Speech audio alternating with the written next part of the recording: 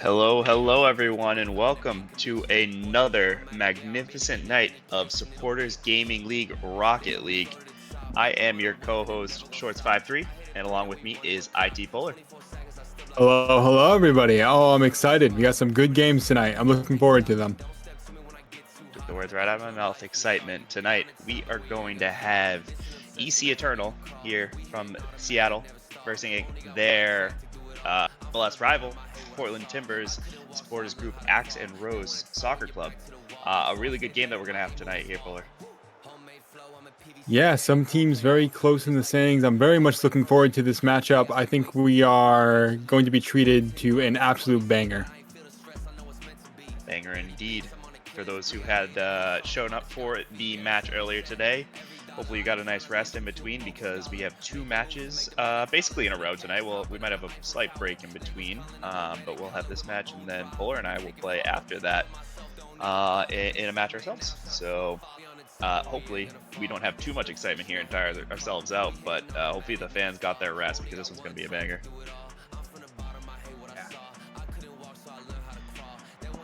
And let's take a look. As we had mentioned before, these two teams are close in the standings here. So we're going to take a look at the standings between the Premier and Championship.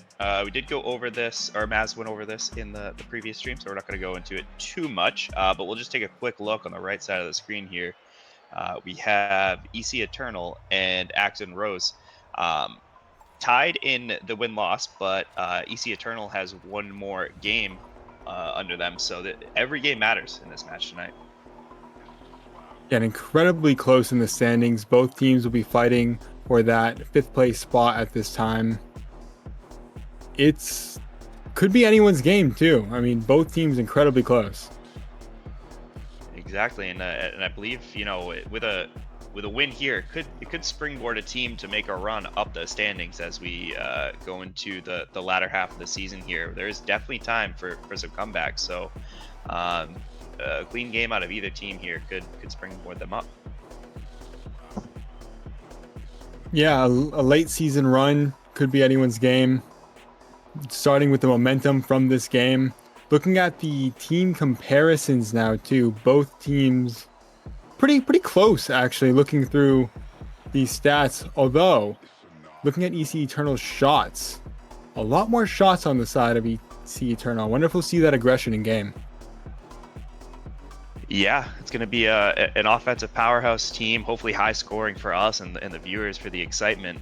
So yeah, 7 shots a game is quite a number, to be honest, when it comes to a Rocket League, and a 31% to back that versus a 34% shot conversion. So seems like if Axe and Rose gets their shots up, they do score them. So it's about quality and taking your chances. That's really what it comes down to with winning games. So we'll want to see who gets the most shots on net, who realistically gets the most conversions and is clinical in the final third. Yeah, I think that'll definitely be something to look out for. Yeah, and overall here we have, looking down the list, shots really seems to only be the one decider between the two teams. Everything else is very close, very similar statistics. So should lead to a great match tonight. With our luck and our history, we are the Game 5 commentators. We do always end up in Game 5. So we'll see if that curse comes to fruition here. Fingers crossed. I'd love to see a Game 5 in this matchup. Yes, sir. Fingers and toes crossed. So we can move on here as we take some time into preparing this match. I believe we have some personal statistics, if I'm remembering this. Here Also, too, predictions are up in the chat. If anyone wants to spend their points, predictions are up. Do love me a little bit of gambling. So here are the teams that you'll be gambling on. First, we're looking at EC Eternal, as we see 5 players on their roster, and they do all 5 often play. So it'll be interesting to see which folks we get in the lineups. Us personally, pretty familiar with Mr. Funk and Huskies, so quality players that we know and we'll expect to see a lot from. Yeah, looking at Huskies' shot percentage, almost 50% an impressive stat for sure. Yeah, sounding like Axe and Rose as we were looking at the previous screen. And moving on to said Axe and Rose, we'll take a quick look over their statistics, and their most commonly played player, AG Delight, really consistently playing with the squad, got good shot percentage, high saves, loves to demo. So we'll see AG Delight all over the map tonight. That we will. All right. Looks like we may have all of our players in the lobby right now. So everybody start holding your breath. It seems like we'll be getting this kicked off in just a few seconds here. Yeah, and the players start to join. It all starts with this kickoff. Yes, sir. And here we have EC, Eternal, Difo, Huskies, and Deep Sea. And Axe and Rose are starting with AGD Delight, Hamburger, and Canty. That's right, and Canty's going to go up for this, but not able to connect. Deep Sea's going to be able to clear that out. AGD Delight taking control. Hope he doesn't mind. I'll probably stick with AGD for now. It's a long name to say. Oh, we have a shot on net here for Axe and Rose, and a nice save right out of the top corner for EC. And EC's going to take that counter attack, put some pressure. See if it turns into anything. Doesn't look like it. Time being.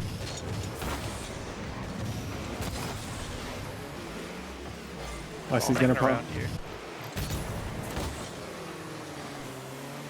Not too much coming of anything here. We have the team here from Portland trying to take control, and a pass across the middle to Hamburger gets cuffed off by Deep Sea.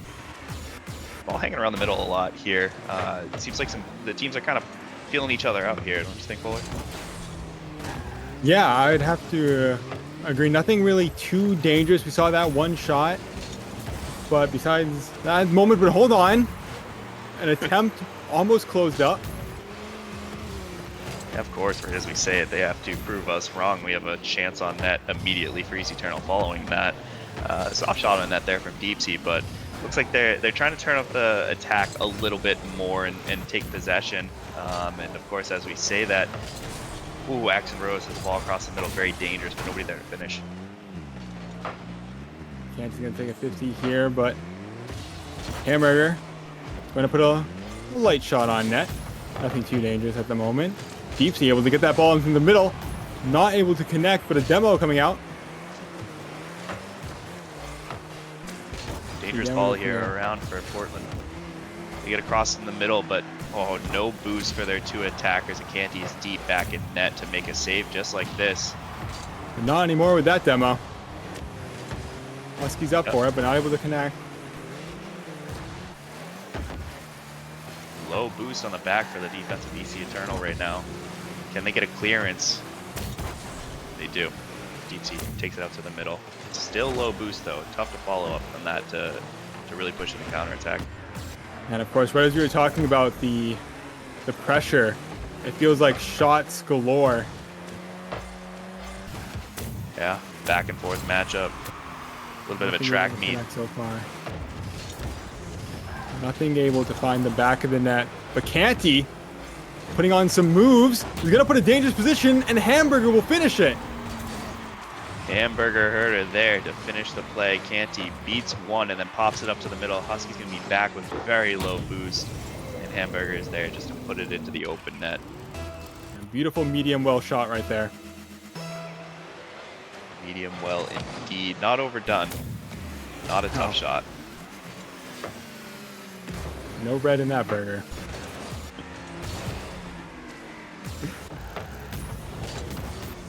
Delight able to clear that out to Canty down. Oh, but Huskies just able to put it to the side. Look out. Danger's not over yet. Nope. And I'd like to highlight there, Huskies is all over the field, but very commonly known as a solid defender. So he'll always be holding it down in the back for his team. See a lot of saves out of him. So really need a Difo and Deep Sea to pick up the attack as Husky gets some strong clearances very often in this game. We'll see another one of those right now. And Huskies will follow it up himself. Easy for Canty to put away. Canty not trying to bring it up the field. Bit of help. He's going to take it out and have the ball stolen from him as he tries to take it up the wall, but Adifo is there to take it back for EC. And they get a bump to keep the ball in the attacking zone. Let's see what they can turn into here. Canty with a good clear. The 1-2 pass up in the front. Canty puts it on net and it goes in. Goal here scored by the team from Portland, Axon Rose. Canty gets a nice chip shot. Adifo is just not reading that, can't turn around in time, and Huskies doesn't have the boost to get back. We have a 2-0 game here with 47 seconds left. I don't know, EC's going to need something soon here. Yeah, absolutely, and they might get it. Huskies putting in a dangerous challenge. Yeah, Huskies looking to take over there, trying to get a shot on net. It was well placed, but the goalie for the team from Portland, quick to it. Delight has an opportunity, just puts it over.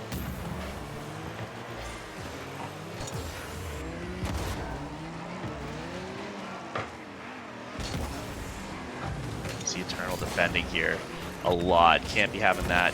10 seconds left, down by 2. Looking like this game is all but done. Deepsy's going to go up, try and get a consolation. And Axon Rose, even in the final seconds of the game, hold on. Oh. Huskies' little consolation goal, put that on the stat sheet. Absolutely. Maybe a momentum builder going into game 2. They did have a lot of shots in the end there, trying to build the pressure. So maybe they're learning and adapting.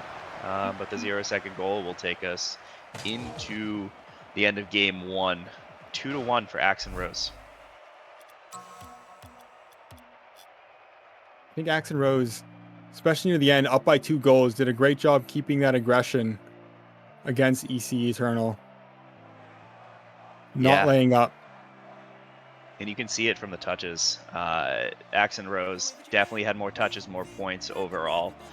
They were holding really good possession there. EC Eternal really needs to speed up their play and keep up the attack to break down this Axon Rose team, or they're just gonna play with the ball. The ball was floating around midfield a lot, and that really played into Axon Rose's game in game 1 there. Yeah, I think I'd like to see as well Huskies leaving that safety of the back end, that net, and being a little bit more aggressive, especially coming off that late goal. Yeah, as we all know, Huskies very talented player, very skillful, and very well known for powerful shots as well, if my memory serves me. So if we can get Huskies taking some of those clearances and bringing it up the field, or even starting up the field to get some shots on net, that's definitely what EC Eternal will want going into game 2. So I believe there is a substitution. We'll see once the players load in. Yes, we will now see Mr. Funk on the field. Yeah, and a little bit of an OG duo here for EC Eternal. Huskies and Mr. Funk have been around a while, know each other very well, so maybe that'll lean towards their attacking playstyle. A great dunk by Funk just to start us off, and hold on, Huskies buries He was one. listening. He was listening to us. And there's that powerful low shot, 108 kilometers. Axon Rose is not able to get there in time. Oh, Canty and AG Delight, both with boost, both come into the net, and they just could not. It was perfectly placed by Huskies.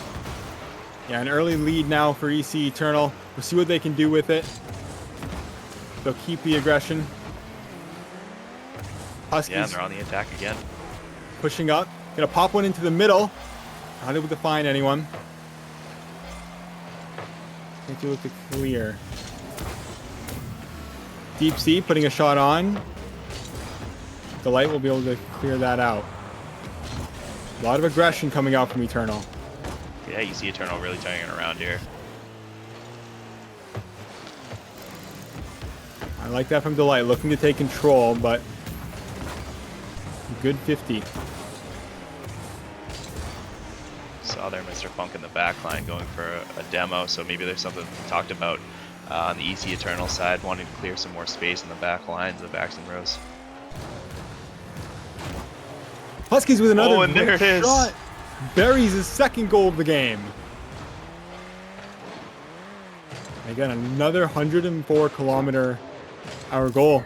So those banger shots that Axe and Rose just can't get to in time. Yeah, and that's Absolute just an aerial, boomers. no pinch, no flip. It's just the power the Huskies can get onto the ball. Huskies looking to take control here, but can't he? Nothing to do with that.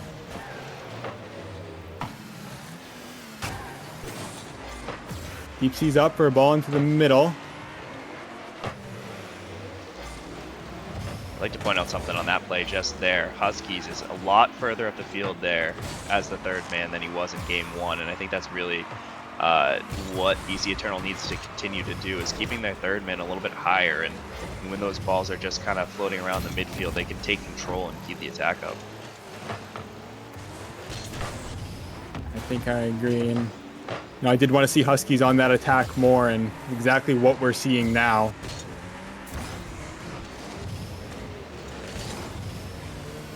Yup, Huskies popping it up in the middle. Deep Sea Joe just doesn't have the boost for it. Put up a pass to Huskies. Great passing play. Huskies are able to keep control of this. Puts another ball up to the middle. Up to Deep Sea. Oh. And Deep Sea's going to bury it. The passing plays. Absolutely the passing play. Huskies gets this popped across the middle. It is perfectly placed. Hamburger Herder has no boost to deal with that. And Deep Sea is there just to get the finishing touch. Canty so close to that save. Just wasn't able to get his car in front of the ball enough. But Canty coming back with a vengeance. We're going to have to see some aggression from Axe and Rose. Down by 3, but plenty of game left to go. Yeah, very different game from game one, as Maz pointed out in the chat here. EC Eternal really taking charge, playing in the attack, getting demos, playing fast. And it is paying off.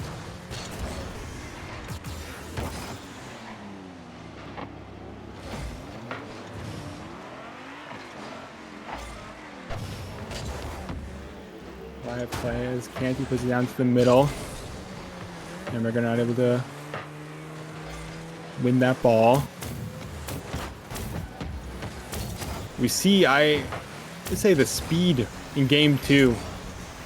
The game overall is just being played much faster in game 1. Yeah, absolutely. Maybe just some warm-up time. Some players really getting into the match. A little bit of nerves, maybe, as how important this match is to the table and rankings.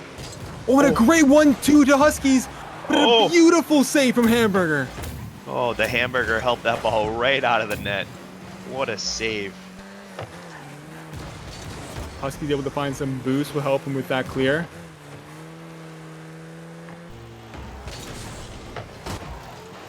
The ball going into a dangerous position in the middle. Just able to be put out. Yeah, Huskies putting that ball across the middle, and no one there for Axe and Rose, and kind of rolls across the net, and nobody's there to put it in. BC. But Axe and Rose looking a bit more aggressive at this point. I like to see it. Could be what they need. Yeah, could be what they need. Could open the game up a little bit here for some more goals. Deep Sea puts it in the middle, and Huskies with a beautiful shot to the top corner. And it's back. A hat trick for Huskies. Yep, hat trick, 5 shots. We'll see the shots count here too, but EC Eternal is just absolutely dominating this game. A very different EC Eternal in game 2. In 30 seconds, it'll have to be a miracle. But maybe some momentum could be built. Yeah, just as we had in game 1, the momentum went to EC Eternal on that final second goal. Maybe we can get something here as Hamburger goes up for the ball, gets a 50. Still in a dangerous area on EC Eternal side. However, with 10 seconds remaining and a 4-goal deficit, EC Eternal look to be taking game 2. As the ball falls, we have EC Eternal taking this game 4-0, a shutout. And we have a 1-1 matchup here. This is going to be a matchup if, as long as Axon Rose doesn't kind of crumble after this tough defeat by 4 goals, this should come up to be a good match. Well, I feel like we saw EC Eternal make some adjustments that really worked well for them. So we'll have to see if Axon Rose counter and make their own adjustments moving into the third match. Yeah, when you got teams that are this close in standings, this close in skill, it really is about those on demand at the right time adjustments, and EC Eternal has made those. So yeah, let's see what Axon Rose can do going into game 3 and checking out the statistics. We have our obvious MVP for that game, Huskies, 3 goals on 5 shots. EC Eternal as a team taking 10 shots compared to the 3 of Axon Rose. Just some dominance. Huskies getting 41 touches and really taking control of that game. And as we had mentioned, control from the back all the way through it to the attack. So, Huskies making the clearances from their third man into the attack and scoring the goals. Yeah, that touches stat from Huskies, 41 touches, most in the game, really stands out to me. Really taking control of the match. But as we head over to game 3, the countdown begins, and so does the kickoff. No subs here, so we'll see. That is true. Same lineups.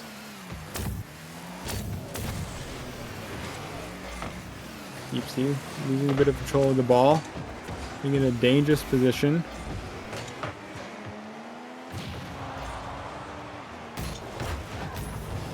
The light will be in the back line to clear that out. The ball goes up dangerously. Hamburger able to clear it out. Mr. Funk putting the ball back into the midfield. And again, a pop-up. Huskies will be there. Not able to get the power behind it. Keeps with the fast turnaround. Like here we have a lot more boost control on the side of Axon Rose, and a little bit of one demo so far, but we are early in the game. It seems like maybe their rotations are going to be a little bit more forward, and they're going to be a little bit more boost controlling. And it's showing here as they have an attack, and the ball just floats in. AG Delight wins that 50 over, I believe it was Huskies, and allows for the ball to pop right in over AGD Delight, over Deep Sea, and AGD Delight scores the first goal for match number 3. Goes with the opener. See how Eternal answers. Yeah, having given up 0 goals last game, they didn't even need to respond. But, looking back to game 1, Axon Rose scored their first goal. They scored the second one, and it was over from there. Huskies looking to put that into the midfield.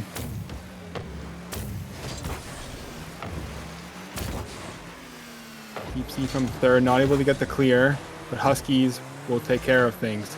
To Mr. Funk. Puts a shot on net. Easy for Delight to clear out.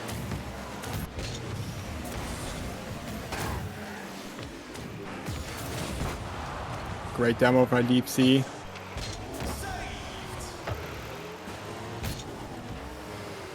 AG Delight, no boost on him. Be difficult to take control of that ball. But Deep Sea, with a beautiful shot, angled right into the net. Canty just not able to make the save. So close though. Yeah, it looks like Deep Sea here with a pre-flip shot, able to keep it up off the ground so that there's no goalie can stop that there as much as they try. And we have a 1-1 game here. 3 minutes and 4 seconds left. Plenty of game to go though. Both teams looking quite aggressive at the moment. Yeah, it's really shaping up to be a great match here.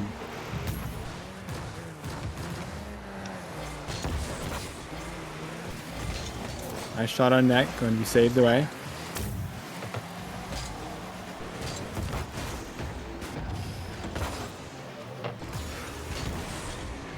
Ball going to the corner will eventually be cleared out by Hamburger, but a great touch by Canty! What a redirect! The passing play, I was about to call out the boost for the side of Axon Road was great on their defensive play, and they just needed to get a good clearance. And Canty is up in the attacking third for an amazing redirect on the far post. Nothing EC Eternal can do about that to stop it. Beautiful placement there.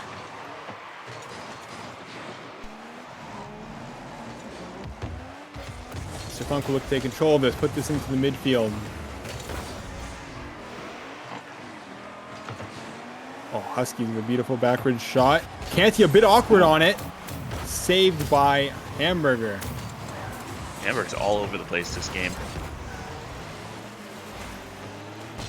That he is, but he's getting the right touches. Making the plays for his team. Absolutely. Speaking of making the plays, Huskies. Oh, Huskies so close, but the ball will still be up in a dangerous position. Canty not able to find it. Deep Sea is going to put up an absolute great shot. Deep Sea, the marksman this game. So fast with that ball. It's great. Top left corner. He loves that corner. Yeah, nothing Portland can do about that. 2-2, all tied up.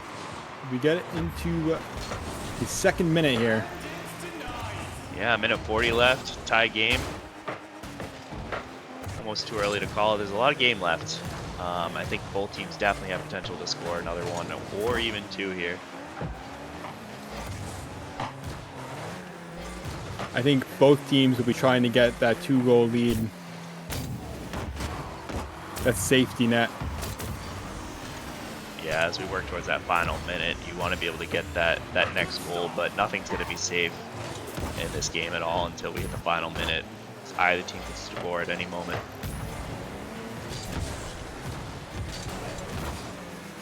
Huskies looking to dribble up. Will be shut down by Hamburger. No boost here.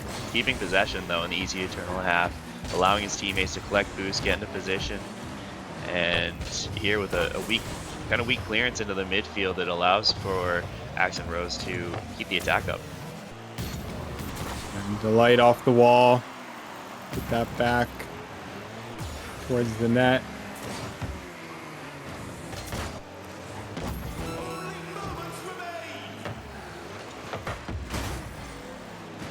To the corner. Deep Sea's gonna put on a that top left corner. That's all Deep Sea all day. That's his spot right now. Absolutely. You see that celebration too? Ice cold, just sitting there. Space Station Gaming car skin, just banging shots in the top corner of this game. Deep Sea, the goal scorer at the moment for Eternal. 18 seconds left. Axon Rose needs to score one here to keep themselves in this game. They're putting on some aggression, but Huskies looking to clear that away. Oh, and not able to save it. Huskies with a great clearance.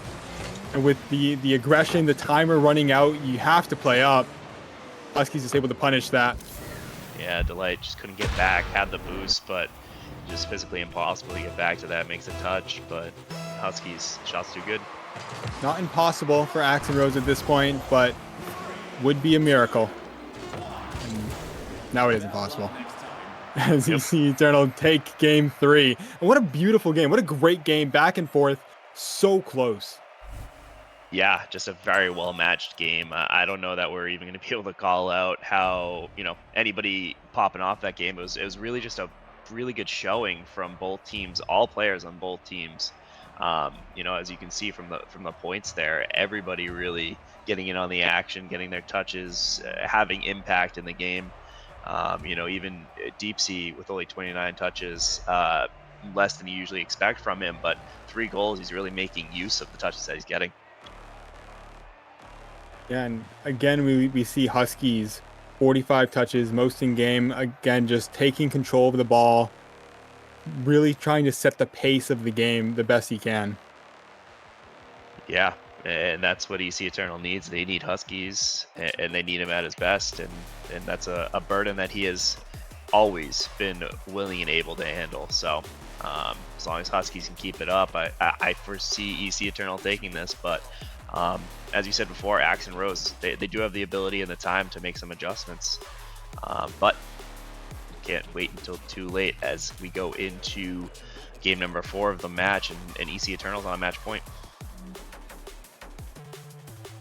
An exciting match in game 4. I think player to look for is Deep Sea. He was a shooter in the last game. We'll see if he can bring it into this last one, or next one rather, excuse me. Absolutely. Wait, I believe we do have a substitution here.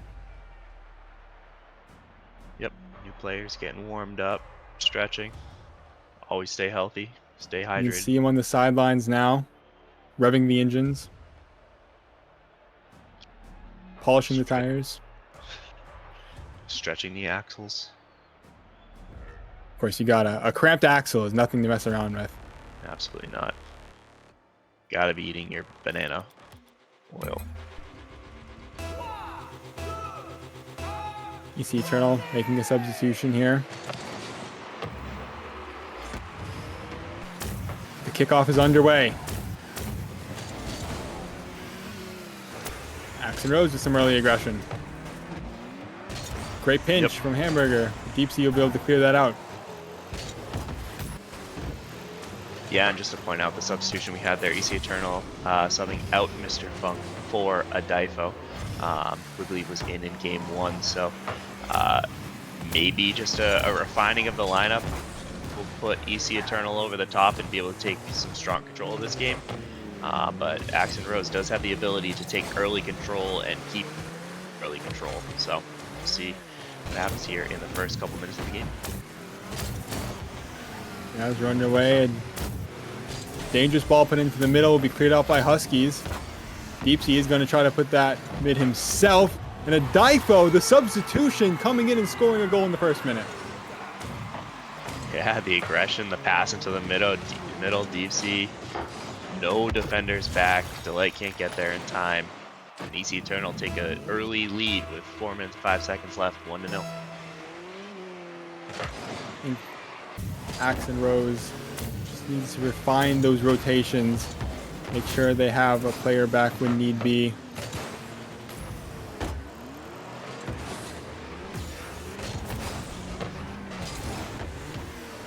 Pinch going up the middle. Deep Sea's going to win the 50. Can't he, though? Able to save that unexpected shot. Difo's going to put another one on net. And they're able to clear that out, though. High aggression here from EC Eternal. Deep Sea. Bit of an open net is going to go for the air dribble.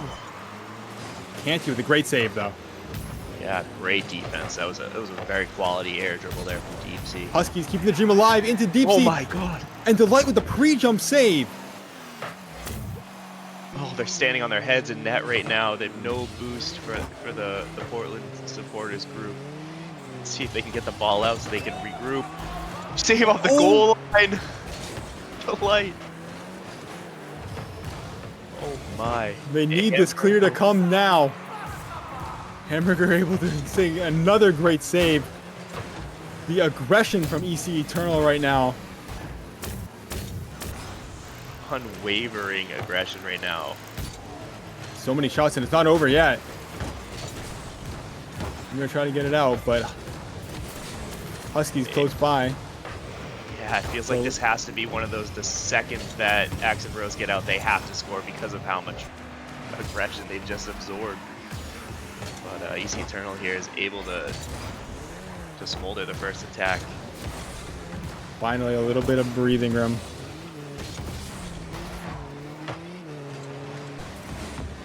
Action-packed game right now, but Portland, they cannot let this game stay the way it is. They need to score a goal to make this series go on to a game 5. If they do not, this series is over.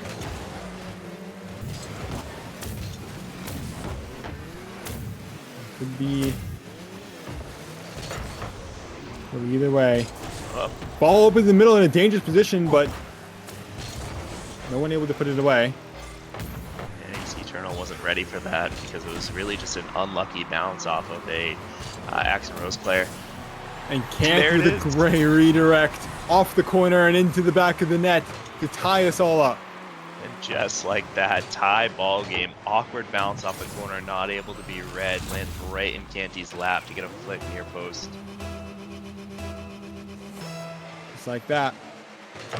Axe and Rose on the board. And we got a tie ball game. Good attempt there from Delight on the ceiling shot. Deepsy way up in the air, gets a great redirect. Deepsy, the sharpshooter, showing up when it matters the most. When you need a clutch shot, that is the man you want taking it. Deepsy just so fast in the air. Axe and Rose is not able to keep up at this moment.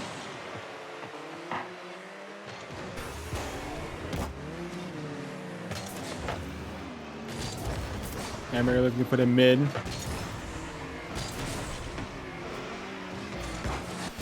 Canty have to come out of the net to make that save. Oh, Deepsy. Got blood in his veins. No blood in the water right now with all these shots. Cannot give him a chance. Axe and Rose needs to put it away, and they do. Just like that, Canty. 2 goals this game, showing up when it matters most. He gets another shot near post. A great pass by Hamburger Herder. They just had the right aggression there and the right amount of pressure that EC Eternal just couldn't chase the ball. They were running in circles. Yeah, Canty really stepping up right now. Being the shooter that Axe and Rose needs. On top of that, we've seen him on defense a lot too, making the saves. Canty just all over the place. Yeah, all over the map right now. 40 seconds left. We have a 2-2 game here. Let's hear it in the chat who you think's gonna run away with this one. And shout out to everybody in the chat as well.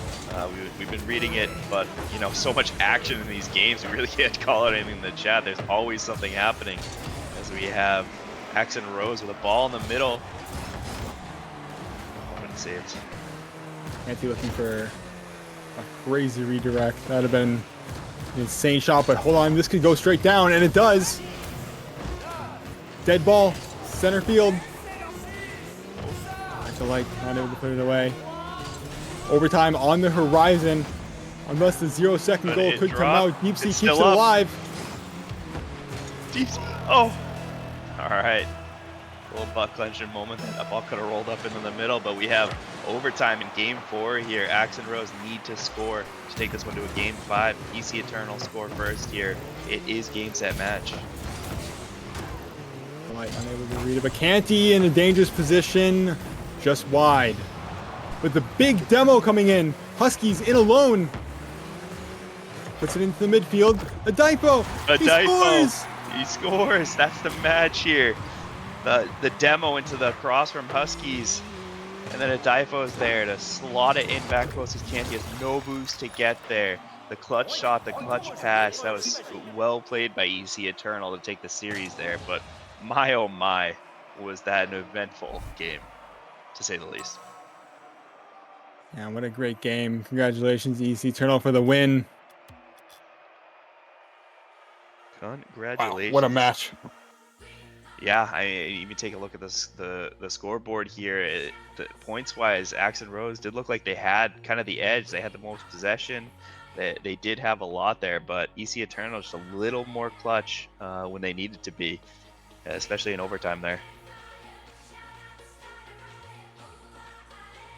100%.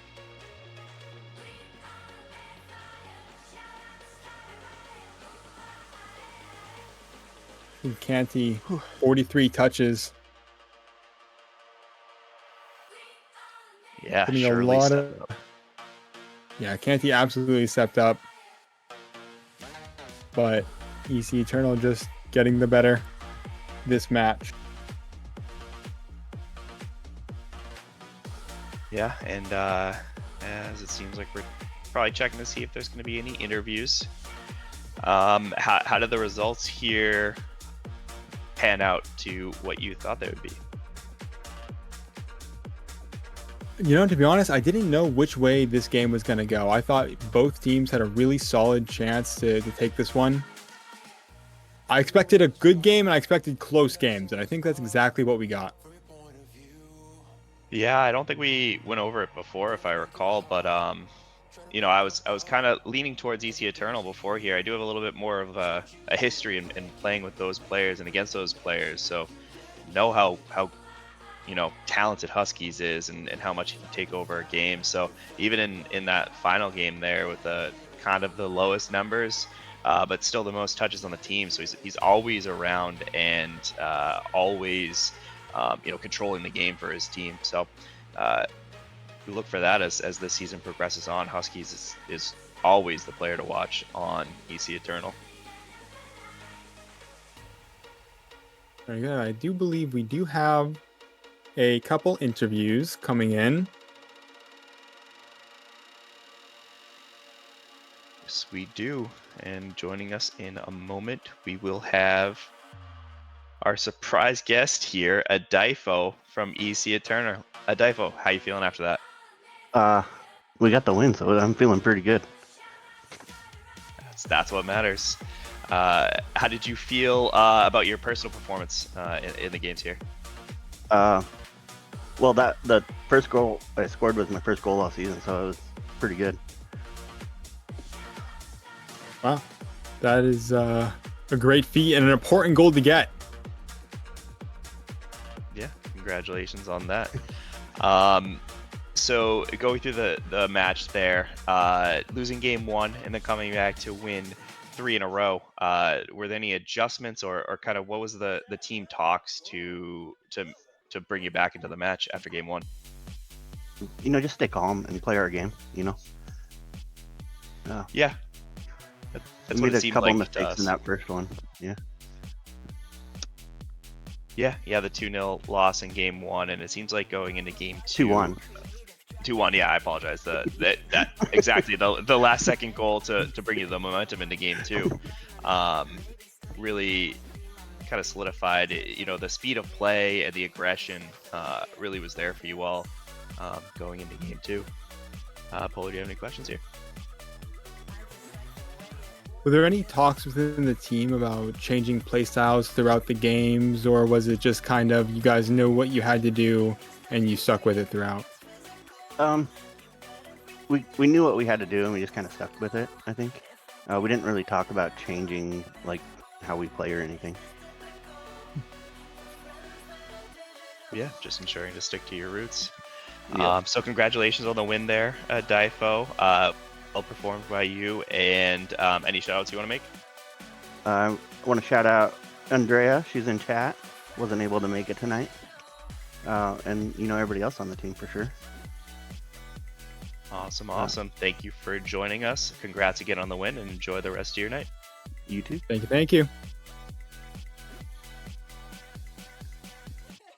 All right, and that was Adifo from EC Eternal, the winning squad. And next, we will get an interview from the unfortunately losing side of this great series, Action Rose. We will have joining us right now, Canty. Canty, how you feeling after that unfortunate loss, but a good performance from you? Hey, disappointed, obviously. We came out in that first game and I thought we played really well. Felt like we had good control of the game, and then just couldn't counter their counter. That's kind of it. Yeah, curious after, like you said, you had control of game 1, which I definitely agree with. That more touches, more points, more everything. Going into game 2 is kind of a polar opposite. So, what were some of the adjustments you tried to make, and what I guess did and didn't work for you? Well, at first we tried to be a little more aggressive. We were talking about trying to get some more demos. Try to start slowing it down after that, but once you go down a goal, time starts ticking. You get a little frantic, and I think that we kept doing that, kept getting a little ball chasey. Especially towards the end of game 3, I think we just started getting a little frustrated and stopped communicating, which is always the death sentence when you're trying to win those games. Mm-hmm. Put me in the mind of Canty for a second. In that final game, you really showed up for your team. You scored a couple goals. You were saving goals. You were all over the place. doing the most? Did you have a change of any play styles, or what was going through your mind?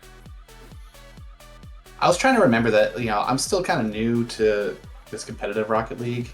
It tends to be really fast for me, and so I tend to play really fast. So I tried to remember to stick to my rotations, stay back in goal more. I think I tend to try and do a little bit too much. When I play, I tend to be someone who likes to do like little simple touches back to a teammate, but when you don't really play together a lot, it's kind of hard to be on the same page, and I think those just end up doing a lot more turnovers. So just try to keep it a little more simple and just stay back and make sure I knew where everyone was going to be and try and just kind of fit in from there. Yeah, and that's definitely great advice. Always play within yourself. Don't try to, play like someone you're not. And you definitely did keep your rotations proper, and you were in the right spots in the right time, and it showed on the scoreboard. It's unfortunate that, couldn't find its way to, finishing out that game 4. But going into game 4, what were some of the, did you have any tactics or things that you were noticing about EC Eternal that you thought might be weak points? Yeah, so they were really good at controlling and pinning us in our half. I think that we were hitting a lot of balls, just trying to get the ball out, but their rotations around the midfield were impeccable. So a lot of those balls out were just turning into turnovers. So we really did try and slow it down. I think Delight, he was really trying to do a little bit more dribbling instead of just hitting the ball when it was coming to him. I think it was starting to show. Tried to be a little bit more vocal about when we were trying to pass the ball off the wall. Just really, avoid those pin-ins because they were really good at that, and they were beating us to a lot of first balls. So can't really beat us the first balls if we were more control, and that was kind of the mindset going into it. It almost pulled it off, but missed that last shot on goal, and they just turned us over real quick, and that was it. Yes, it was. Polar, do you have any other questions for Canty here? No. Great showing. We got to watch an amazing match. Really appreciate you guys playing today. Yeah, thanks guys. Appreciate what you do. Yeah, any shout outs before we let you go, Canty? Shout out to my team. Shout out to Nelly for watching. I'm gonna definitely hit him up later for some advice. I know, those guys are the champs over there, and I think we sometimes forget that we can utilize them for some advice. So, thanks for watching, guys. Definitely utilize them. Great players. As we know from experience from getting our butt whooped. So, thank you again, Canty. Have a great rest of your night and a great week ahead. Yeah, Have you a good guys one. too. Bye. And that was Canty of Action Rose. As we wrap up this game, we have a 4-1 victory for Emerald City Eternal over Action Rose SC. Great match to watch. Would have loved it to go to Game 5, but the Game 5 it deserved for how close of a match it was. And as we look at our schedule here, as we move forward in the night, we'll be taking a short vocal break, not a short stream break, so feel free to stay here and earn your drops and keep it going in the chat and earn your points to bet on the next game, as we have Los Verdes versus the Rebellion coming up just at about 10 p.m. as long as we all show up on time, and Polar and I are here, but we'll have to go wake up our third teammate and hope he makes it. So we will look I'll get the forward bucket of water. that. Absolutely. More soon. So that wraps it up for us, EC Eternal over Axe and Rose, and enjoy the off-stream music. Take a break, get a water, stay hydrated, take a bathroom break, and we'll be back soon for Los Verdes versus the Rebellion. Alrighty. We'll see you guys in a bit. Thank you for watching. Chat, welcome back. We are going to be going live with the final match of the Championship League in Week 7 between Los Verdes of Austin FC and the Rebellion of New England Revolution. This is the only Mazar, and you might be wondering, wait, where does Shorts and Polar go? Well, they're going to be playing for the Rebellion very soon, so they've hopped out. They're getting themselves warmed up and ready to go. And I'm going to be commentating this final matchup for tonight. So For those of you who are still around from the earlier matchup, thank you guys for hanging out here with us and sticking around for this final matchup. I don't know how else to describe it other than David versus Goliath. And no, there's no Palace in Los Verdes this time, but the analogy still stands. Because Los Verdes, they have been struggling all season. They have yet to get even a game win throughout the whole season, if I'm not mistaken. I don't even think they got a win in the cup. No, they did not, as of up to now. They are in the lower quarterfinal against EC Eternal, so they still have a chance to get a win. But throughout this whole season, throughout all of Season 10, they have yet to win a match. And if I'm not mistaken, they've yet to win a game. So think about this. Los Verdes has been swept in every single matchup that they have played this season. And now they get to face potentially top of the table Rebellion here. And in all honesty, it would be an absolute miracle if Los Verdes can even win one game tonight. I mean, just let's take a look at the league table real quick, just to refresh our memories. You know, Rebellion are in second place right now, but they have yet to play their 6th match, which is going to start in about 5 minutes.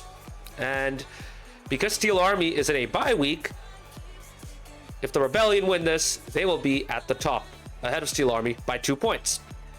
Los Verdes are at the opposite end of that table, at the bottom with 0 points. That means they've won 0 games. You only get, so here's the thing, you get 1 point for each game that you win. So even if you lose a match 3-1, you still get 1 point for winning one game. And to go all the way, if you win a whole match, you get 4 points in total. 1 for each game, which is 3 points, plus an extra point for winning the whole match. And it's really, I don't even know how they're going to do it, in all honesty. This is an incredibly one-sided matchup. I mean, this says it all, doesn't it? Everything going in the Rebellion's favor. They're scoring more than 4.5 goals per game, getting more than 10.5 shots per game. You know, 43 1/3 shot percentage, which means for every shot they take, they're likely to score 43% of the time. It's crazy. And oh man, Los Verdes conceding about 5 goals per game as well. I mean, they have a very difficult assignment here tonight, chat. And in all honesty, this is my 100% brutal honesty. I really hope they don't get swept, but I would not be surprised if it happens. Totally not surprised if that would happen.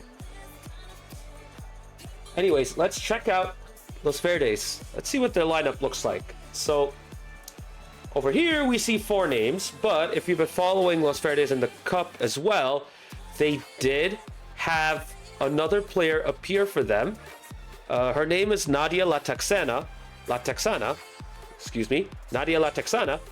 and she did make an appearance in the cup, but she's yet to appear in the league. And recently she's not been making herself available for the league, so these are the only names you're seeing right here. Mace has been their top performer.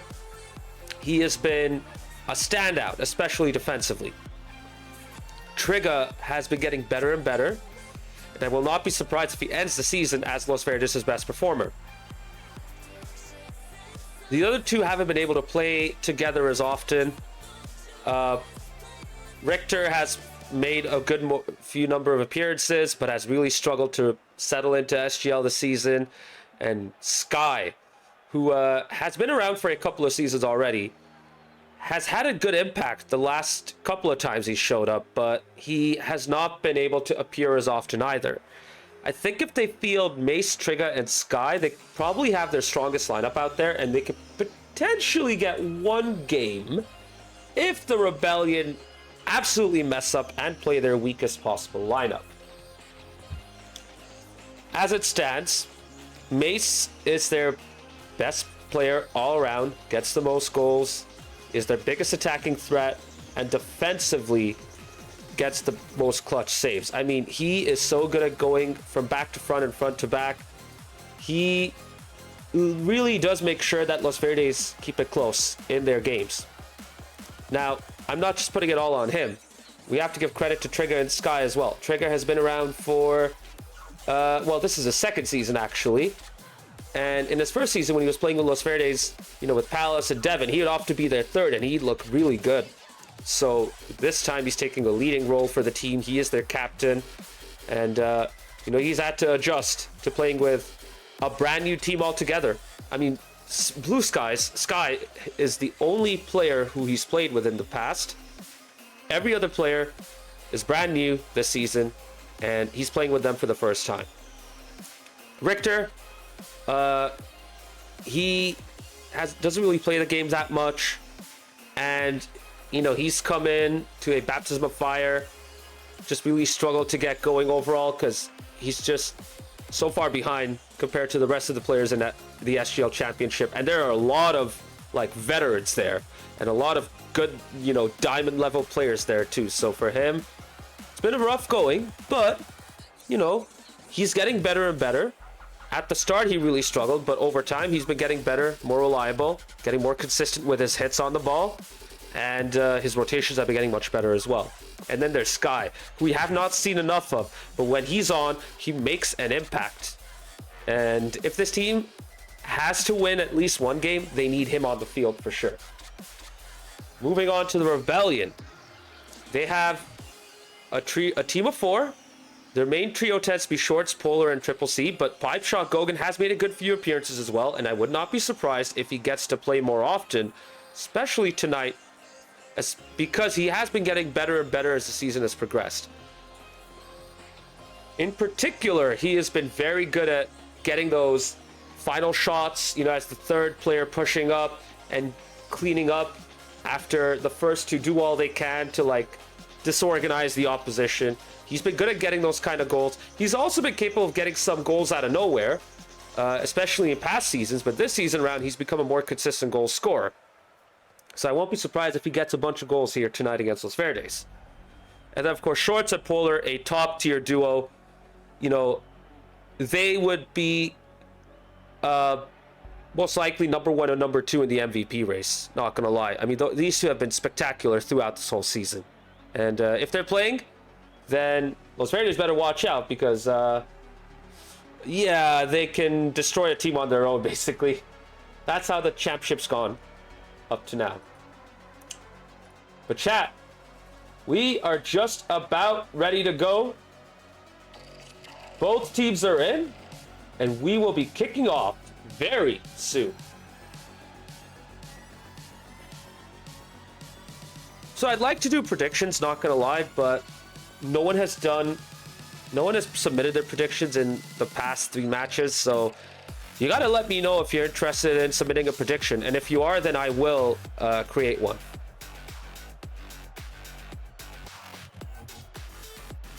And if I do forget, one of our mods is here to help me out if needed.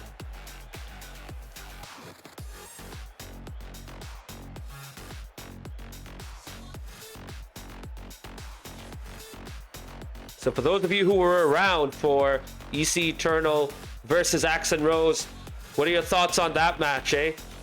That was very close. I thought Axe and Rose were finally gonna get their win, but then once EC Eternal brought in Huskies to go with Deep Sea and Funk, that's when the momentum just completely shifted. And Adifo, huge shout outs to you as well. You were absolutely epic in that game 4. Like, that was legit your best performance I have seen this season. And you are a great example of how players can get better and better as they progress through an SGL season.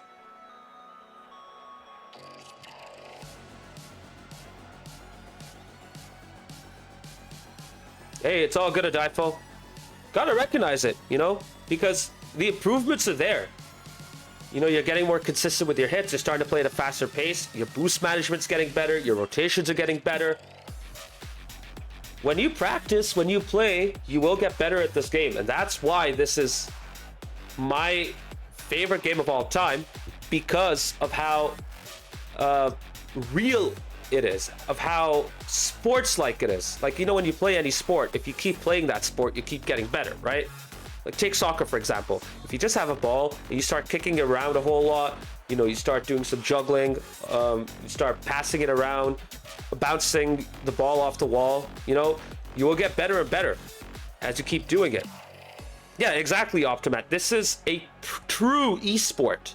By the definition of what an esport is, this is 100% an esport, and no other esport game matches up to this.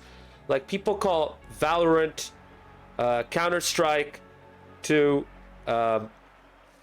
Dota and those kind of games esports, but Rocket League is the true esport. Really, it's a shame that the game is dealing with the struggles that it is nowadays, and I really hope Psyonix can get them sorted out, because they do have a good team out there. My personal opinion is they kind of get held back by Epic, but hopefully they can get past that.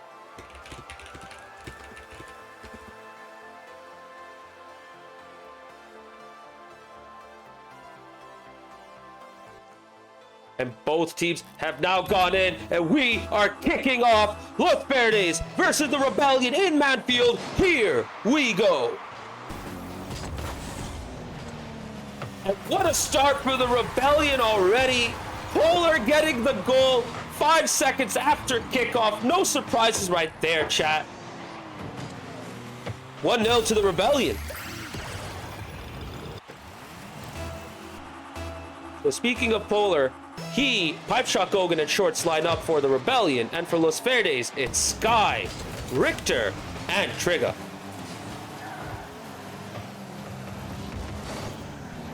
Dipo says, I think that's why it's been able to stay around even with its struggles. Yeah, exactly. And that's why there's so many high-level players, too. Like, typically in any other esport game, you see a whole lot of lower-level players, you know, and a few of the mid-level, and even fewer high-level players. This is more like a proper bell curve, you know? Like, yeah, you have a bigger skew towards the lower level, but you still have a good number of high-level players. A lot of diamonds, a good number of champs, a decent number of grand champs as well. You don't see that kind of distribution with most other, you know, competitive esports-like games.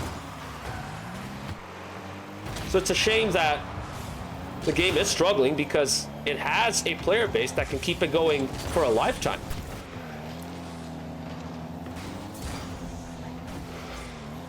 And Los Verdes is getting a decent attack going right there. Trigger trying to play it, pass it to the middle. No one else really committing until Richter stepped up. Polar bounces off. Wide to Polar. Kind of got them confused because they both are sporting the same exact car and Shopify Rebellion skin.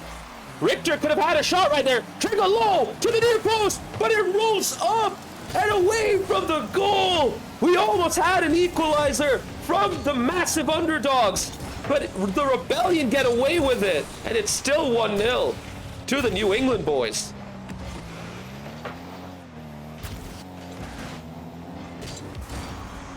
Logan playing it to the middle with his red Fennec, but no one really takes charge, and Blue Skies tries to bring it up, but Sky really just can't get much more than that. Now Shorts into the middle. Loose ball. Gogan off of the backboard. Unfortunately, he got that off target. I thought he was going to get a second right there for the Rebellion. The ball is still in front of the blue net. Shorts trying to go for a double. Misses. Richter loose. And all over the place are Los Verdes, and Gogan capitalizes on that and gets the second for the Rebellion.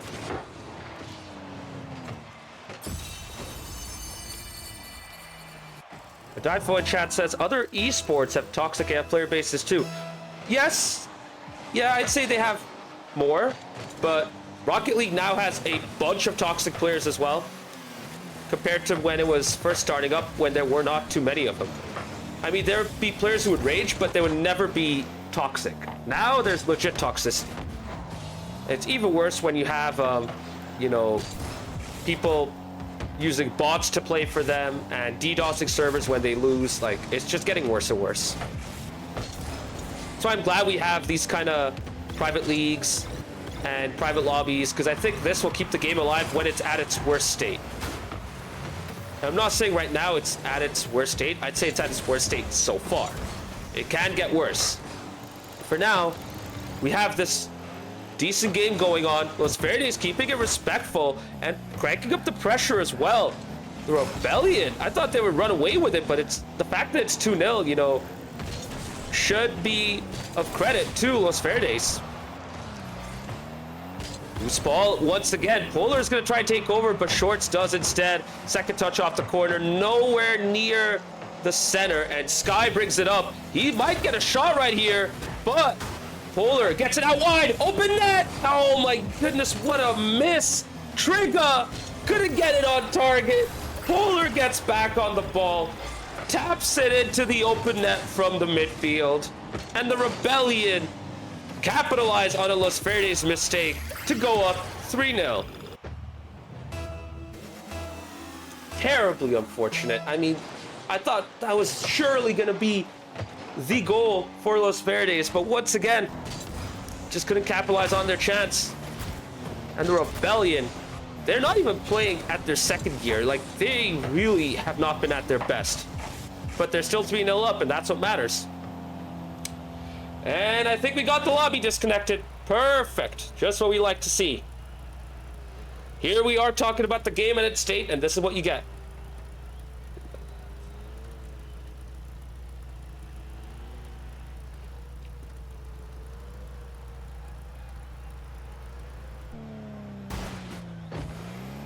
Just waiting for this lobby to break before I do anything else. All right, there you go. Great game. Great game.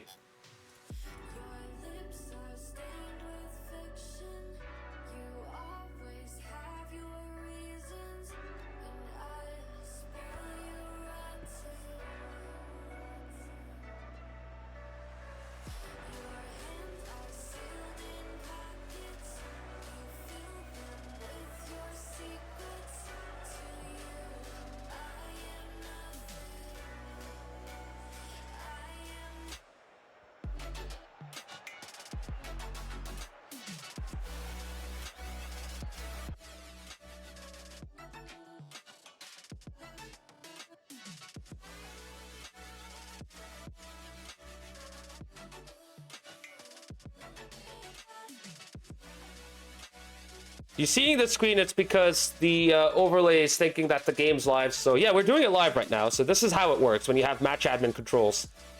So we do this. I'm just making sure no one's in. Okay, good. Awkward angle, but we'll make that work.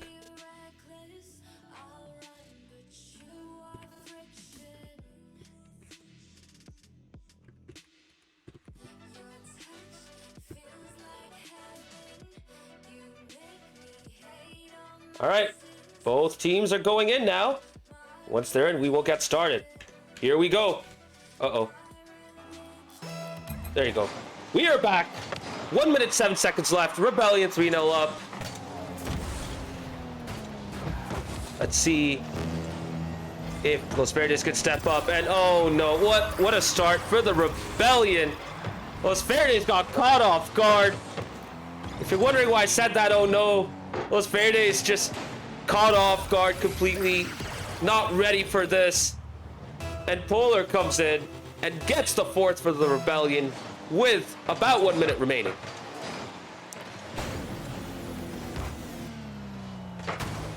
Polar plays it to Trigger.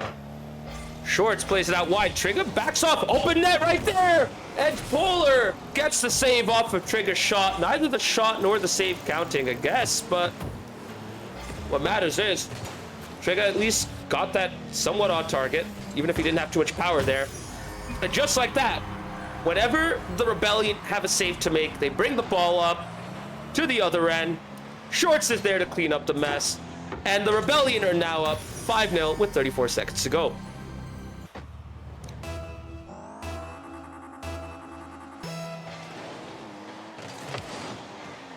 Ooh, a triple kickoff right there. team secret style. And the ball goes in to the orange half, but not for long because Shorts pops it up to the opposite end. Trigger plays it out to the corner, right to Polar, who might be looking for a doomsday right here. Yes, he is indeed. And a good save right there, but not for too much longer because the ball gets redirected into the back of the net. Terribly unfortunate. I thought Trigger got to save. The ball just bounced off the post. Sky coming in, trying to clear it away, but he just touches it into the net. And the Rebellion are now up 6-0 with 15 seconds remaining. I mean, surely game 1 is done and dusted. We're just waiting for the clock to go to 0 so that we can finally move on to game 2. Loose net yet again. Shorts going for another goal. Polar keeps it up. He and the team want a 7th. Shorts does not get the final touch. Runs out of boost before he can get to the ball.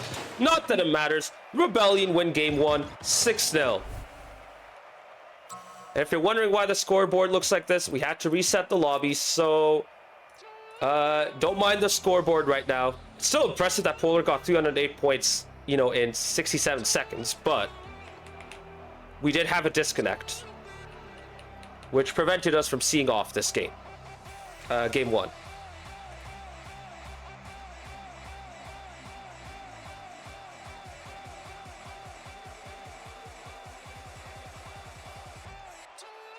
Gogan, did my team set this up so I would be on bottom? Maybe, but they didn't cause a disconnect. They needed Rocket League to go their way for that. Guy, I saw your message. Don't worry. That trend is gonna die.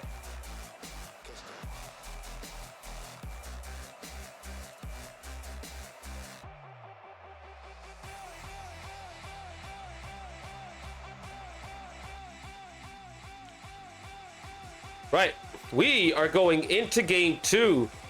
Just while waiting both teams to be filled up. And here they are. Same trio, by the way, no subs on either end. We're gonna kick off right now. Here we go, game 2. Can Los Verdes finally get their first game win of the season? Or will Rebellion set themselves up for match point?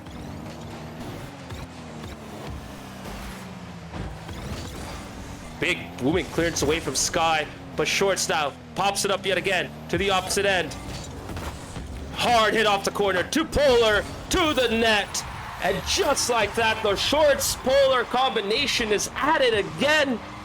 The deadly duo strike. And Los Verdes are down once again.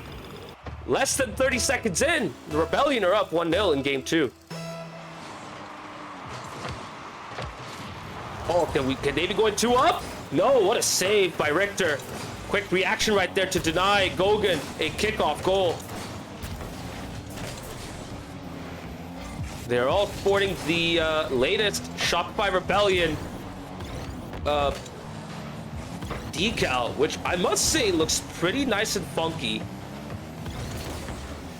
Though in my opinion, it would look better if it was like anodized or pearlescent, so that we can get even more cool effects off of this cosmic style that they've put into the decal. Trigger trying to play it out to Richter. I like that Los Verdes are trying to play these kind of passes and combinations. Trigger then trying to get back, but Gogan challenges him and takes the ball away from his possession. Guy with 0 boost gets bumped away by Richter. Little rough on the Los Verdes side. Rebellion, though, regain their composure and get back into it on the opposite end. No final touch from Gogan. Shorts just trying to go in there, crash the board. And Trigger takes it to the opposite end. Polar with a comfortable save away towards the midfield. Double commit yet again. This might be the chance for Los Verdes off the backboard. But what a nice touch by Shorts. Reading that situation well, getting the ball out to the opposite end. Polar and Shorts combining yet again. Gogan right in the middle, trying to set himself up for a clean shot. Does not get the angle that he wants. Tries to center it instead. And now Los Verdes are going into the opposite end. And Blue Sky gets the equalizer for the Austin boys. What a counter! What a pass! And what a finish! And Los Verdes have equalized against second place Rebellion. We're tied 1 apiece. Might this inspire Los Verdes to go for the win? Will they be playing with way more confidence now? We shall see. What's really difficult for them is the Rebellion are so good at bringing the ball forward. It takes 1 or 2 touches for them to get the ball into the opposite end.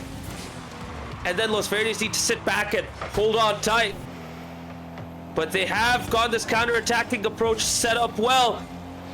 They just need to make sure that Gogan and Co don't get those finishes in when they start getting those passes through.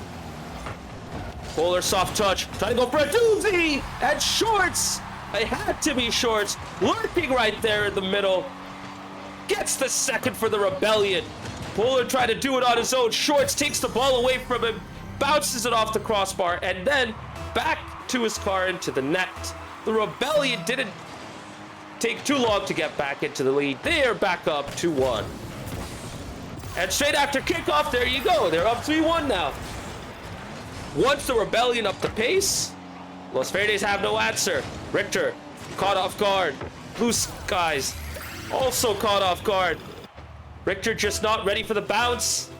Got stuck in the middle. Sky tried to jump up, trying his best to get to the ball, but just couldn't get there. And Polar had an easy shot. Nice center there by Trigger. Sky kind of faking it, but he lets go of the ball at a bad spot. And with the net open, Gogan gets his goal in this game too.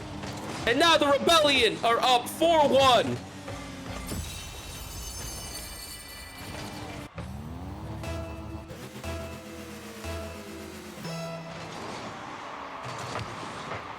Well, that little moment when the teams were tied was good while it lasted, but it didn't really last for too long. It is a sign of what's to come from this Los Verdes team, though. Like, yeah, they're still struggling. They're still trying to, settle in, but they have something. Trigger has been very, very good with his passing, especially. Defensively solid as well. But when this Rebellion team ups the pace, these guys have absolutely no answer. Trigger doing a good job of clearing it off, but he plays it right to Gogan, who is lurking there. Sky just out of position, not able to react. Gogan gets his second. The Rebellion get their 5th. And with 96 seconds remaining, the Rebellion are up 5-1. Trigger! Oh my goodness, I didn't think that was going to go in that easily. I think there was a bit of curve at the end there. Off of Trigger's shot. Let us see in this replay. Yeah, there was a little curve. Polar was just not ready for it. Side rolls instead of dodging forward. And Los Verdes get their second. It's now 5-2 to the Rebellion. A lot of time for Gogan to set up for a shot. She lets off. Sky saves it and clears it away. Trigger now playing it loose towards Richter. I like that pass once again. But after the second touch, no one from Los Verdes really is there to keep it going. So then the Rebellion just takes over. Goga trying to go for a shot. Richter and Sky trying to go for the same ball. Richter finally gets it cleared. Does not get the quarter boost though, so they might be boost starved in a bit. Shorts try to take over. Gogan, open net. Trigger needs to do his best to get it away, and he does just enough. As we enter the final minute, the Rebellion are really cranking up the pressure. Just keeping the ball in the orange half until now. But it's going to come back real soon. Shorts bounces it off the side wall towards Gogan, who gets beaten by Trigger. But like that, Polar is at it instantly. Nice setup there, though. Richter and Sky cross wires. Trigger's all alone at the back. Gogan at the corner misses that ball. The ball is loose. Somebody hit the ball. Finally, Sky clears it to the other end. Oh, what a big setup! Trigger for the shot! Gogan with a nice save. Ooh, I thought Shorts was going to get that into the back of the net, but he probably got thrown off by Sky's touch attempt right there. Not that it really matters. The Rebellion win game 2, 5-2, and they have set themselves up for match point. That was much, much better, though, from Los Verdes. Unfortunately for them, this Rebellion team can really crank it up when they need to. They went from first gear to second gear, and then they hit a third gear for a bit when Los Verdes was getting back into the game. That's when we started to see them get way too good for this Los Verdes side.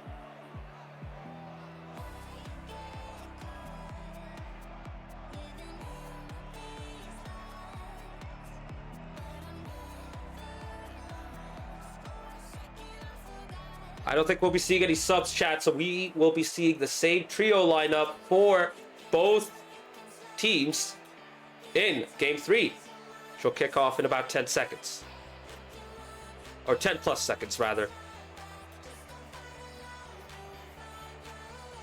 So how y'all doing this fine Sunday night? We're trying to keep an eye on the NFL as well. After the soccer matches earlier on, we had a bunch of bangers in the German Bundesliga. You can catch some of the goals. Definitely do so online on Reddit and other social media channels. But here we go. Game 3 kicks off now between Los Verdes and the Rebellion. Here it is. Match point for the Rebellion. Will they get yet another sweep? Or will Los Verdes finally get their first win? Not with a start like this, though. Polar once again getting the first goal for the game and for the Rebellion. Trying to go for a flip reset, doesn't get under the ball. Taps it towards the middle. The other two, Shorts and Gogan, diving for the ball. Don't get a hit. Throw everyone else from Los Verdes off guard. And once again, the Rebellion take the lead straight after kickoff.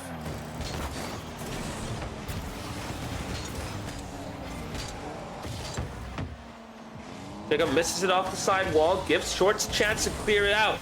Now, Sky's all by himself. That is a bad miss. The net is open. Polar gets it over Trigger, who arrives at the last second. His presence does nothing to throw Polar off. Once again, it's the Shorts Polar duo destroying the opposition. Polar gets his second already. We haven't even played 30 seconds. The Rebellion are already up 2-0 in Game 3.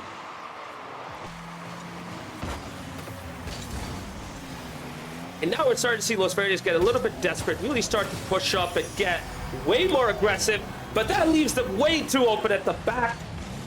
9 seconds after kickoff, Shorts scores courtesy of Polar setup.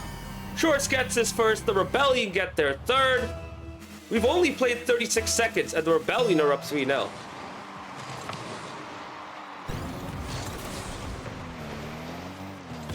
Trigger trying to get a touch yet again off the wall, but just misses. Finally floats down with 0 boost. Sky sitting back as the third, having to do it all. Now Trigger gets enough boost, trying to get into position, starting to rotate. But by then, the Rebellion just get themselves going. Big touch by Polar into the opposite edge. Shorts gonna be patient, gonna bring it up to the wall. Get a little bounce off. Polar misses. Gogan with the cleanup off of the far post. And an interesting goal right there. I think that is a pull shot goal by the Rebellion. Shorts bumping Trigger into the ball, and he puts the ball to the back of the net. Doesn't matter how they get their goals, the Rebellion will get their goals, whether it's via a pass, solo effort, a cleanup after a miss, or a pull shot, as you just saw right there. What's up, Devin? Good to see you in chat. Yeah, that is mean for sure. I mean, the Rebellion have just been mean throughout this match. It feels like Los Verdes felt a little bit more confident after that game too, but now they're overextending. They're running out of boost. They're stuck in front of the net. They're finally bringing it out though, but once again, no boost. Richter chasing after the ball as well. It is absolute chaos. And now Sky is left alone against Polar. Trying to flick it over him into the near post. Misses. And now Trigger sets us up with a potential Los Verdes goal, maybe? No, he doesn't really get the final touch. And every single Los Verdes player is up. They're struggling to get back. Short shot towards the back of the net. No surprises right there, chat. Absolutely no surprise. Shorts gets his second. The Rebellion get their fifth. with how much time is remaining, this might look really bad for the Austin boys.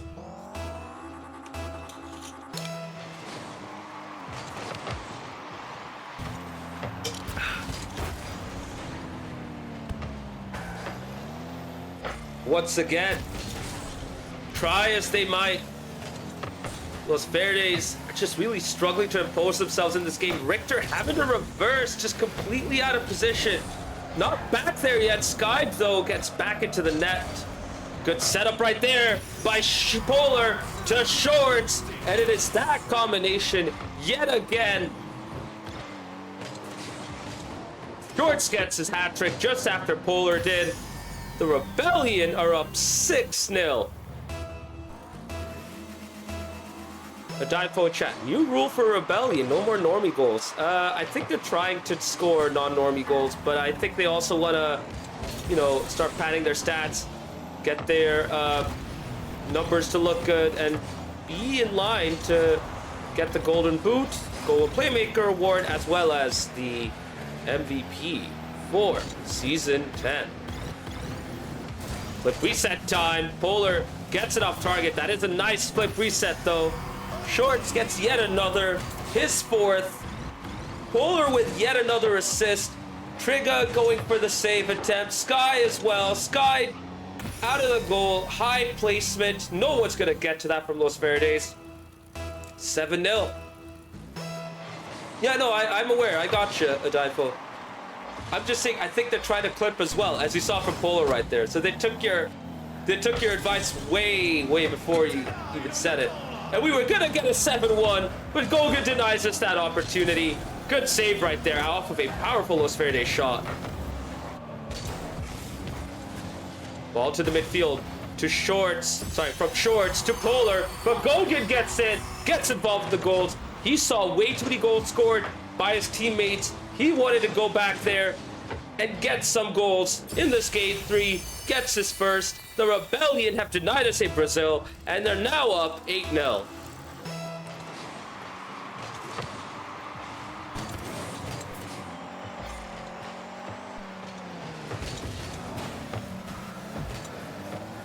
Cross attempt right there from Shorts. No one there to meet it.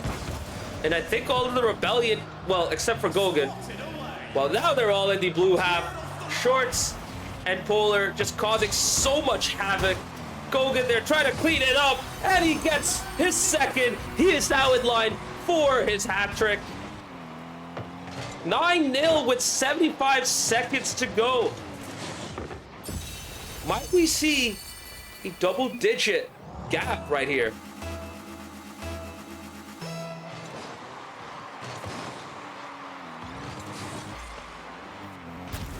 All we can hope for is if Los Verdes can get 1 goal, because it would be an absolute shame if they get out of this game without a single goal. We already saw 2 from them in game 2, which was not bad, but then they got a dose of reality in this game 3. You know, like they feel like they're starting to dream, and you like when you're sleeping, you start to dream. That's the feeling they had, and then they see their 10th goal conceded right here, and then the dream suddenly turns into a nightmare. They snap back into reality, gravity goes away, they start falling down, plummeting to their end. And the Rebellion are now up 10-0. We're gonna pause the game real quick, because it seems like Trigger got disconnected.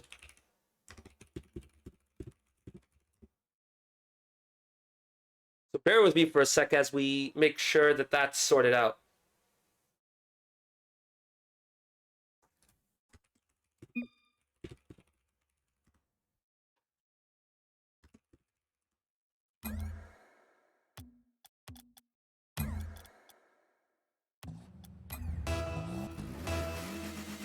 And here we go. Fortunately, didn't need to play through that disconnect moment. He is back. 10-0 though. Oh my goodness. And it's not over yet. No, not a lobby disconnect, Devitt. We had that. I was so annoyed that we got a lobby, like a server disconnect in game 1. That was so stupid. Fortunately, it's just Trigger getting a connection issue, but he is back. We're good to go. hopefully we can see off this game 3 right here very soon. Shorts with an awkward clearance. Open net for Sky, and he misses as well. Ooh, that's not good. But might they get a second chance right here? Trigger to the middle. Gogan keeping it out. Blue Sky's trying to follow up. Doesn't get a clean touch. And Chat. We know that this was going to be a sweep. What matters is, will the Rebellion get their 11th? They won't. Doesn't matter though. The Rebellion see off Los Verdes with a sweep. The Rebellion go to the top of the table. Los Verdes are still searching for their first game win.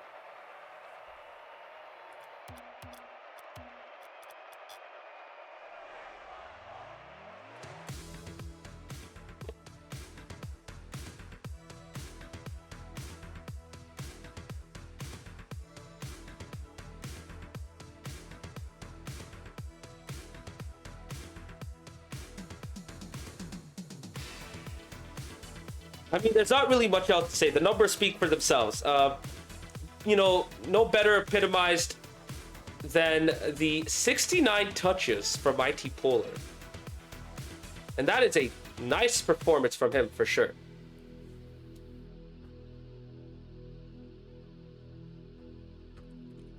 Yeah, I mean, chat, if you stuck around for this matchup, I really appreciate it. I mean, there's not much else to say other than, yeah, no surprises right here.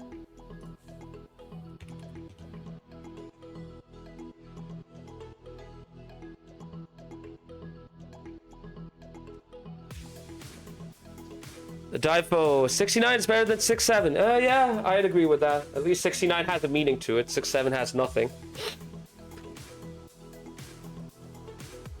We will have an interview very soon, though, so just stick around whilst we get that set up. Polar, GG's, bro. I didn't think you were going to play all 3 games. Then again, I thought Rebellion would have their full squad right there. Was it just you, Shorts, and Gogan? Is that it?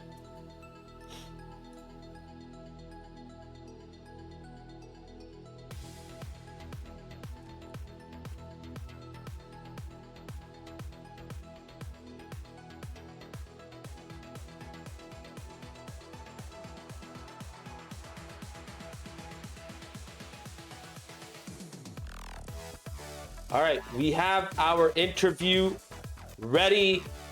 Chat, welcome on in. Trigger of Los Verdes. Trigger. I'm surprised you even wanted to be interviewed after that devastating sweep. Really, yeah, I don't know how to get this started other than how much hope did you guys have in that game too? Because I was stoked when y'all got the equalizer. Yeah, not much. I mean, we're gonna show up to play and score goals as much as possible. But obviously, like the Rebellion, they're such a good team, and then you know we're missing our best players. So I was just like, guys, let's just go out there, have fun, see if we can score some goals. And we scored some goals, you know, against probably the best team in the league. So I'm happy with that. Absolutely, absolutely. And you know what? 2 goals in game 2, that was pretty decent. You guys stepped up for sure. So what happened in game 3 then? Because it seems like you guys lost that control completely. I don't know. Well, like I gotta give credit to the Rebellion. I think they kind of figured something out on us. And yeah, there's not much we could do to deal with them. That's just kind of where we are right now. So I'll give the credit to the Rebellion for that game 3 and just kind of, you know, land the hammer down in that game. They did a great job. Yep, absolutely. I'm not going to keep that line of questioning going. I think we've all seen the match. You guys have been through it. So let's just move on. Focus more on your team and, you know, your whole season. So, you know, you said that you didn't have your best player in. Availability has been a bit of an issue for your team, has it not? Yeah, man. Yeah, it's been really hard. You know, we lost a player earlier this year. That player never showed up anyways, but still, yeah, it's just been kind of difficult. We're trying our best. We got a new player coming in, just waiting on the registration window. to open up, and then hopefully we'll have a little bit better availability. But yeah, that's kind of been a struggle this year for sure. Yeah, fair. Have you been trying to reach out to those players to see if they're still interested in playing and getting involved? I mean, outside of the one who left the server, that is. Oh yeah. I mean, I send everybody messages, see, kind of what their availability is, if they're, still trying to play with us, and everybody's, still, really like dedicated to the team, but it's just a lot of the times the schedules just don't line up very well for us. I think we're like super unlucky with just our schedules at this point, so. That's kind of unfortunate, but yeah, it's we kind of started over this season, with like the team split, and so we're in a rebuild phase. Is how I'll put it, and so we'll see what we can do. Maybe in this next registration window, if we can get some more players in, and then we'll just continue to try to build from there. Yeah, absolutely. You said you brought in one already. I think I know who it is, given, what I've seen in the server so far. Are you looking to bring anyone else in? How's that search been going for some more new players? Yeah, not too good, I definitely think I might try to do some more recruiting right here when the window opens. But yeah, we have Optimate coming in, so yeah, I'm really looking forward to get Optimate on the field with us, and see how he plays with the team. But so yeah, I'm excited for that, and then yeah, we'll definitely be looking to try to add some more players here soon. Yeah, fair, absolutely. Yeah, Optimate, I see you in the chat, man. Can't wait to see you getting involved this season. Heck yeah. Optimate, my boy, let's go. I think he stayed in and watched this whole match as well. So, yeah, you're coming into a team that's in a tough league, that's for sure. But yeah, do you ever get these moments where your whole team just starts to feel dispirited just because of how the season's going so far? Surprisingly, no. Yeah, we're all good buddies, so we have a lot of fun, even though we haven't gotten our first win, but pretty much every game that we come into, we're like, okay, like let's get the first win. We're gonna get the first win, and then even if we don't, it's no sweat off our back. We're here having a good time and just looking to find whatever success we can. I think we'll be happy with that for now. So no, yeah, none of us are really in any bad spirits. We don't ever really feel bad. I think I personally kind of felt bad this match just because I had so many missed opportunities. But that's just kind of the nature of the game. But no, yeah, we're all excited for the rest of the season still. None of us are in a bad mood just because we're at the bottom of the table or whatever. It's all good. So I like to hear. Now, with that said, I mean, talking about the game, Rocket League, that disconnect was very disappointing to see in game one. I mean, it just kills the flow, doesn't it? Yeah, especially there in game 3, like that really sucked. I think we got that disconnect right as like on my screen, like I made the save, and then I load back in and I see 10 points on the scoreboard, and we're just like, oh man, we can't let them score double digits on us. Like we can't go out bad like that. And then there's a disconnect, and all of a sudden there's 10 points on the board. So yeah, I don't know. Yeah, Rocket League, get it together, cause y'all making me look bad. You're making Los Verdes look bad. I'm gonna put the blame on Rocket League for that. Like, we were talking about this in chat as well, about how Rocket League's, a true esport, but it's just sad to see how, it's in this state right now.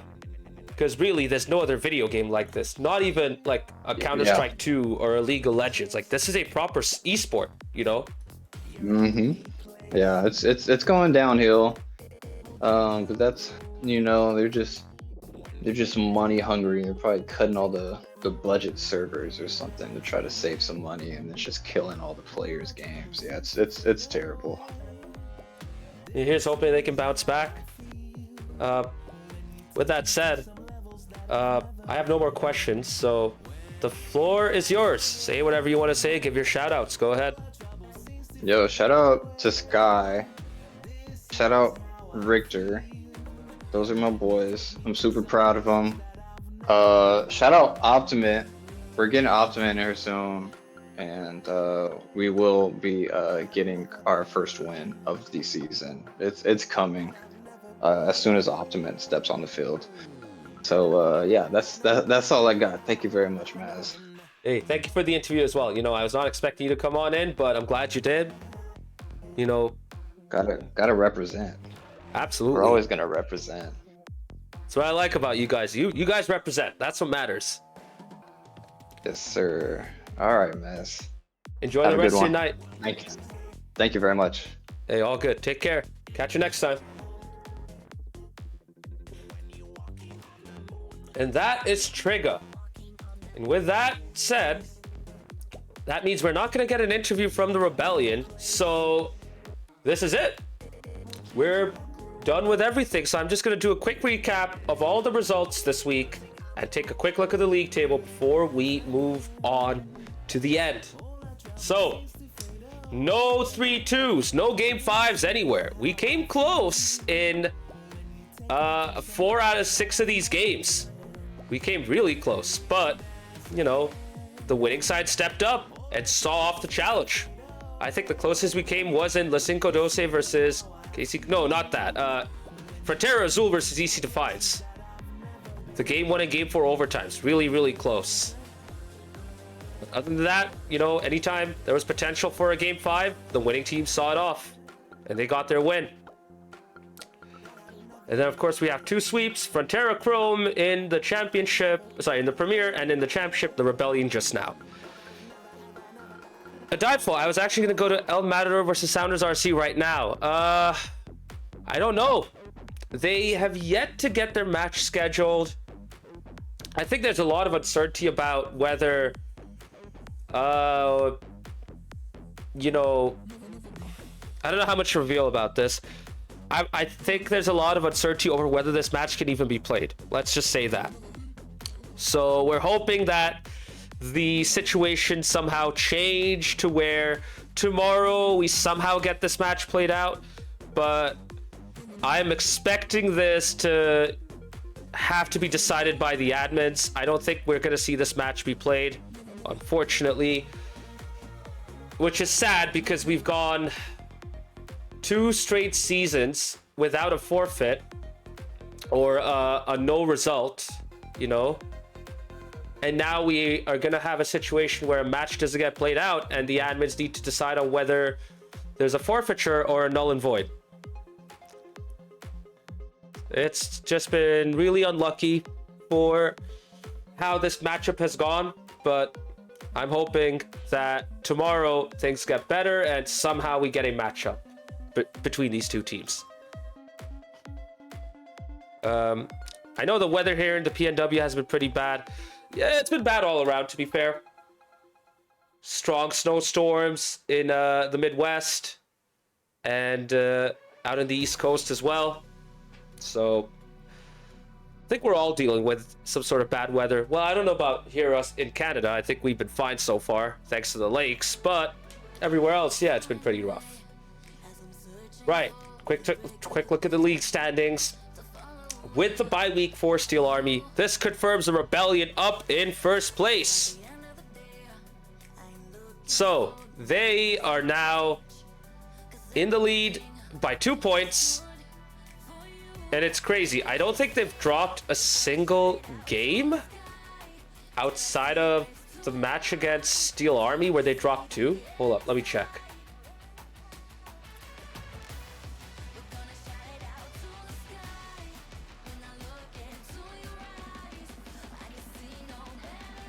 Yeah, wow, they did not lose a single game outside of their match against Steel Army. Oh my god. They've only lost 2 games this whole season. That is incredible. God. Optimat in chat saying, yeah, up here in Wisconsin, we just had extreme cold, about to finally peak above freezing. Oh my god. That... Hey, at least the weather's getting warmer over there. It's still a little cold here. Debit demanding that the Rebellion give a little. Listen, if they wanted to give a bit, then they'll be unfair on themselves.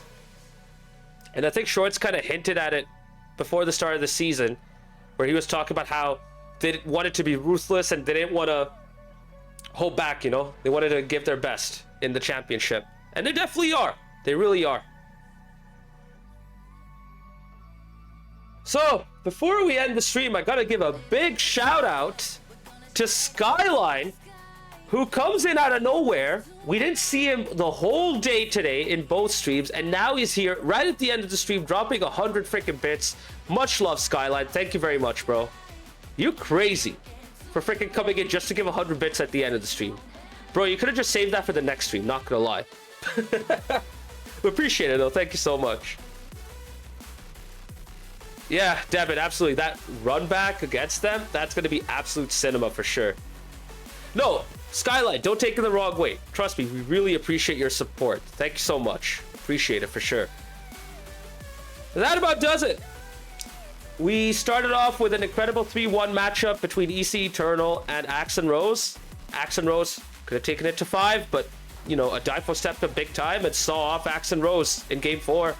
And then we had this very convincing sweep from the Rebellion on Los Verdes. That about does it for the championship. This is the Only Bazaar. Gonna go and get some rest. You guys should as well. Have a good night. We will see you next time.